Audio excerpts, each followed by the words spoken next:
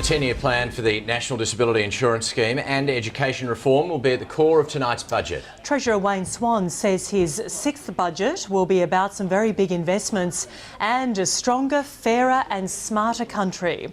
The school reforms and disability care will require more than $40 billion in additional savings over the next 4 years alone. Let's go live to Canberra now and our chief political reporter, Kieran Gilbert. Kieran.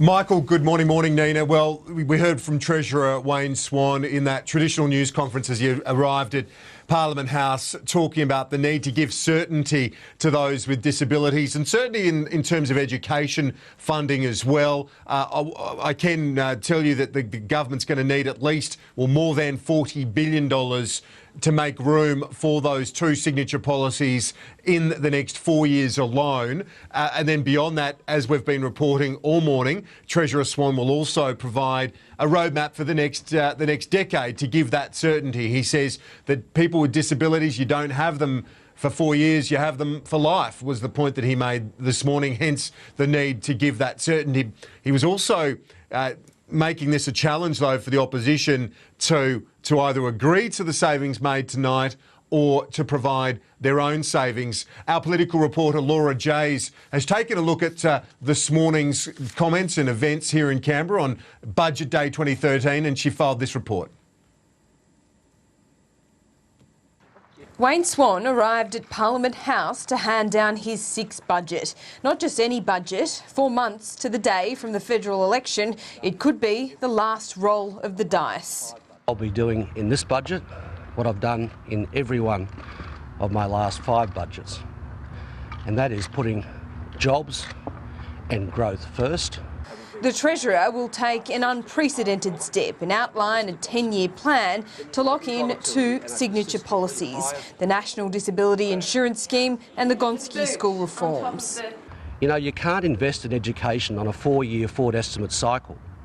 You can't do that. You've got to put these investments in place for the long term. If you've got a permanent or severe disability, you don't have it for 4 years over the forward estimates. You have it for life. The government will need to find more than $40 billion in additional funding to pay for school improvement and disability care.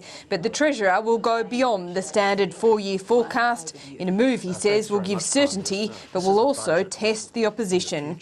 What we are putting in place is a detailed funded plan for the future based on Treasury forecasts, and of course the opposition is going to have to come clean as to what their program is going to be. And if Wayne Swan's lines don't stack up from 1 year to the next, how could you possibly believe his claims about things that are going to last 10 years? On Budget Day, Joe Hockey says it's not the time for government to be pulling political manoeuvres. How extraordinary it is that a Treasurer on Budget Day would be more focused on the opposition than laying down a credible plan. Accusing Wayne Swan of picking and choosing Treasury figures, Joe Hockey wants the Treasurer to come clean on all the numbers. I think it's important that he focus on getting this year's numbers right and not deliver us a decade of deceit. The government is preparing to unveil a double-digit deficit for the year ahead, but Wayne Swan is also promising to outline a path back to surplus. The problem will be the believability factor and convincing the electorate that this time he actually means it.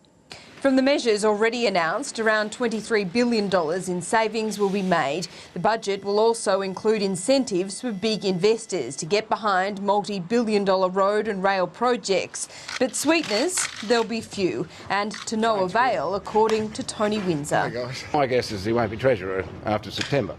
Laura Jays, Sky News, Canberra.